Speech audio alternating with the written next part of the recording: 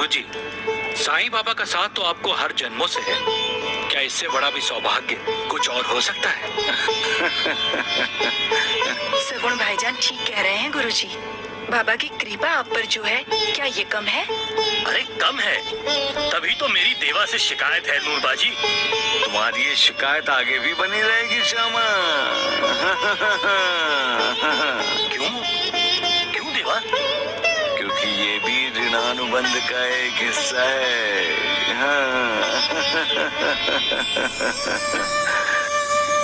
आज मैं तुम्हें एक कहानी सुनाता हूँ श्यामा। किसकी कहानी? गुरुजी की बाबा? ये ऋणानुबंध की। सालों पहले लीलाधर नाम का एक साहूकार था। धन संपत्ति मान सम्मान सब कुछ था उसके पास,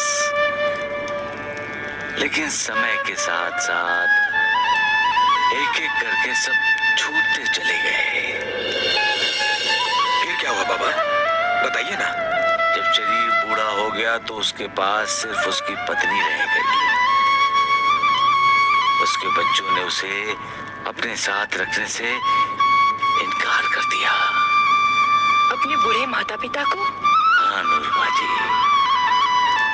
ये भी ऋणानुबंध का ही एक हिस्सा है कि एक बच्चा अपने माता पिता में अपनी छवि देखता है, अपना अक्स देखता है, तो दूसरा उस छवि उस अक्स से मुंह फेर लेता है।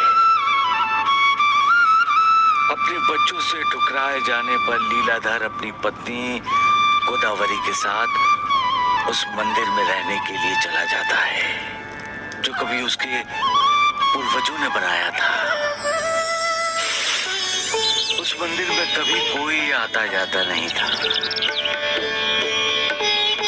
मंदिर के अंदर ही एक बरगद का पेड़ था जो पानी के अभाव में सूखने की कगार पर था। दोनों पति पत्नी उस मंदिर और उस पेड़ की सेवा करने लगे। समय बड़े से बड़े घाव को भर देता है और इंसान अपने बीते कल को भुलाकर अपने आज में जीने लगता है। लीलाधर और गोदावरी के आज में 16 साल की सुंदर सी कन्या बेटी बनकर आई। कौन थी वो लड़की बाबा? ये न लीलाधर जान पाया और ना ही गोदावरी। दोनों को वो लड़की इतना ही बता पाई कि उसके माता पिता अब जीवित नहीं हैं। लीलाधर और गोदावरी ने उसे अपनी पुत्री मानकर अपना सारा प्यार उस पर निछावर कर दिया।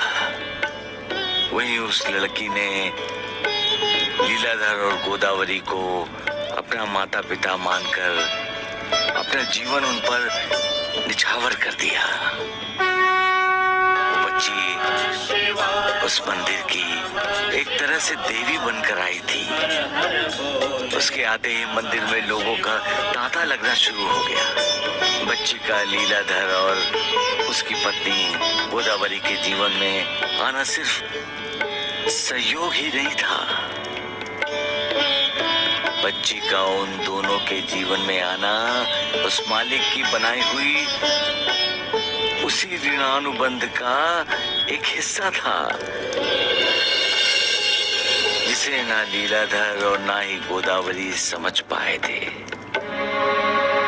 एक रात जब तीनों मंदिर में सोए हुए थे,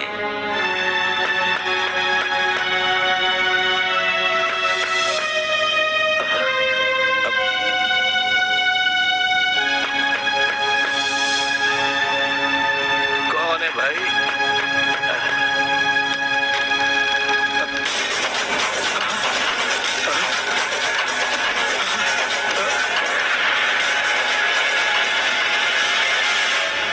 वो यमराज का दूत था।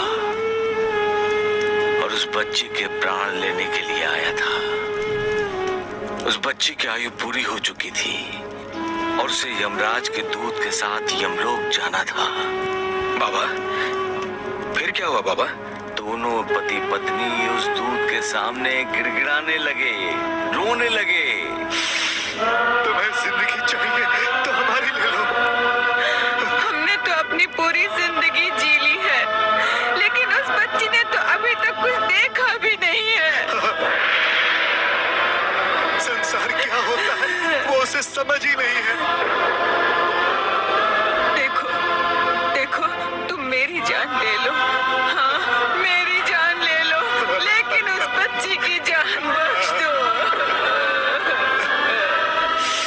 कुछ ही दिनों में उस बूढ़े पति पत्नी को उस बच्ची से इतना मोह हो गया था कि उसके लिए दोनों अपनी जान तक देने के लिए तैयार हो गए। बच्ची की प्रति ममता उन दोनों का अंतर्मन तक हिला चुका था। तब वो बच्ची उठकर कहती है, मुझसे इतना मोह क्यों? क्यों कर रहा है इतना मोह मुझसे?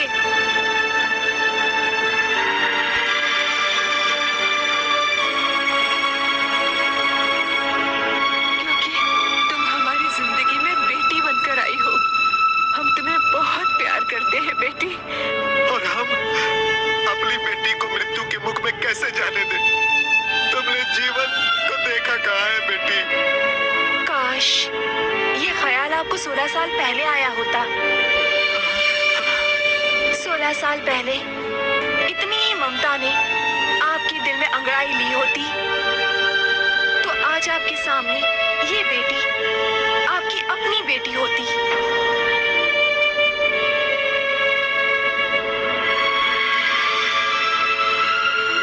उस वक्त आपको बेटी नहीं चाहिए थी, है ना माँ? नहीं चाहिए थी, इसीलिए अपने गर्भ में मुझे मेरा गर्भकाल भी पूरा नहीं करने दिया।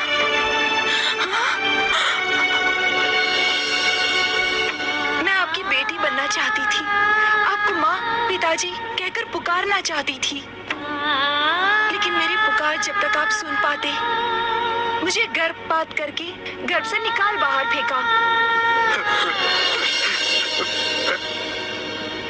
मेरी पुकार अधूरी रह गई। हमारा ऋणानुबंध था। मुझे आपकी पुत्री बनकर आपके ऋण को चुकता करना था। इसीलिए मैंने दूसरी कोख में गर्भ धारण किया और फिर आपकी जिंदगी में आई। अब हमारा ऋणानुबंध पूरा हो गया और मैं जा रही हूँ माँ। तू नहीं जा सकती बेटी, तू नहीं जा सकती हमें छोड़कर। ये ऋणानुबंध है श्यामा, जो हम सब यहाँ बैठे हैं।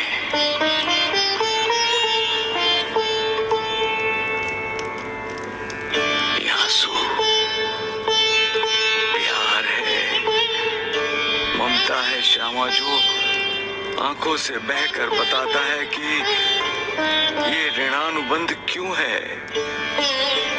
संसार के जितने भी रिश्ते हैं, जितने भी नाते हैं, जिससे भी हम मिलते हैं, बिछड़ते हैं, वो सब कहने के लिए संयोग है।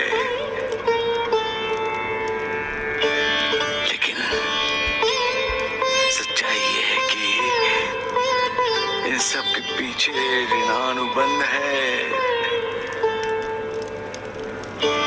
सारी सृष्टि इसी से बंधी है।